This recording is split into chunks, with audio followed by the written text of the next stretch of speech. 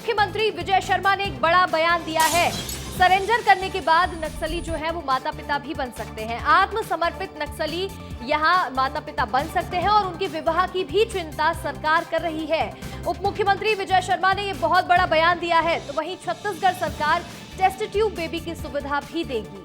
छत्तीसगढ़ से सरेंडर करने वाले नक्सलियों के लिए एक बड़ी खबर है, जहां उप मुख्यमंत्री ने बड़ा बयान दिया। क्या कहा है, सुनवा देते हैं। रिहैबिलिटेशन पॉलिसी में है कि बहन कोई है और कोई ऐसे व्यक्ति हैं जिनको नसबंदी कराई जाती है, परंतु अब वो मुख्यधारा में आने के बाद, पुनर्वास करने के बाद माँ और पिता बनना चाहते हैं, तो टेस्ट ट्यूब बेबी तक भी उनका असिस्टेंस दिया जाएगा, सरकार के द्वारा दिया जाएगा। और दूसरा, आपसे एक बात और कहूँ, अब अगले हमारे जो रिहैबिलिटेशन पॉलिसी के अंतर्गत जो 5 पुनर्वास केंद्र बनाए गए हैं, उन पुनर्वास केंद्रों में ऐसे नौजवान भी आ रहे हैं, महिला और पुरुष, जो अविवाहित हैं, तो उनकी विवाह की भी चिंता उनके परिवार के साथ वहाँ कर रहे हैं। और जो महिला एवं बाल विकास विभाग का जो विवाह, सामूहिक विवाह की प्रक्रिया है, उस प्रक्रिया के अंतर्गत आने वाले समय में वहाँ विवाह भी करवाएंगे। हमारे साथ हमारे सहयोगी रोहित मिश्रा जुड़ रहे हैं इस जानकारी के साथ। रोहित, यहाँ पर देखिए, नक्सलियों को लेकर के एक बड़ी खबर ये मिल रही है कि अब सरकार ये कह रही है, शादी की, बच्चों की, सभी की चिंता सरकार कर रही है, आपको बस आत्मसमर्पण करना है और मुख्यधारा में जुड़ना है।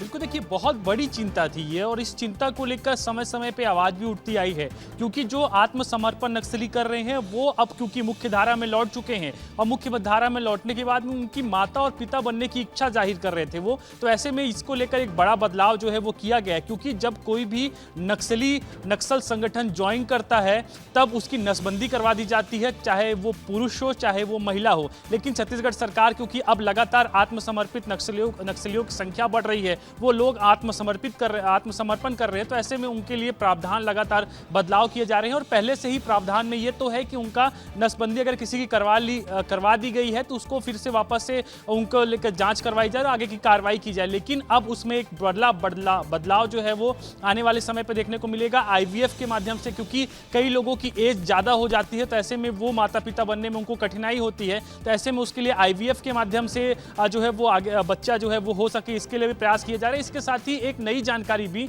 उप मुख्यमंत्री विजय शर्मा ने दी है। उन्होंने कहा है कि नौजवान जो है वो नक्सल संगठन जो ज्वाइन कर लेते हैं, उसके बाद जब आत्मसमर्पण कर रहे हैं, तो ऐसे में उनसे शादी करने की एक बड़ी समस्या खड़ी हो रही है। उनसे कोई शादी नहीं कर रहा, तो ऐसे में उसकी जिम्मेदारी, उसकी चिंता भी सरकार कर रही है। और ऐसे में रिहैबिलिटेशन सेंटर में जो तमाम जो नौजवान पहुंचे हैं, उनकी शादी का जिम्मा भी सरकार ले रही है, और जल्द ही महिला बाल विकास विभाग के माध्यम से उनकी शादी भी जो है वो करवाई जाएगी। तो कुल मिलाकर ये लगातार प्रस्ताव दिया जा रहा है। नक्सली जो है वो समर्पण कर रहे हैं, और उसके बाद सरकार की पॉलिसी इतनी अच्छी है कि हर विषय की, हर जो समस्या है उसकी चिंता जो है वो सरकार कर रही है, उसी के लिए आगे बढ़ रही है। तो कुल मिलाकर अब जो आत्मसमर्पित नक्सली है वो माता पिता बन पाएंगे, उनके लिए कई अलग अलग प्रावधान लागू कर दिए गए हैं। बिल्कुल देखिए, यहाँ पर रोहित, जिस तरह से आप ये विस्तार से जानकारी दे रहे थे, और इसी को लेकर उप मुख्यमंत्री विजय शर्मा ने भी ये बड़ा बयान दिया है, और लगातार सभी नक्सलवाद से जो लोग वापस मुख्यधारा में जुड़ रहे हैं उनकी चिंता कर रहे हैं। आपका जुड़ने के लिए, तमाम जानकारियां देने के लिए बहुत बहुत शुक्रिया।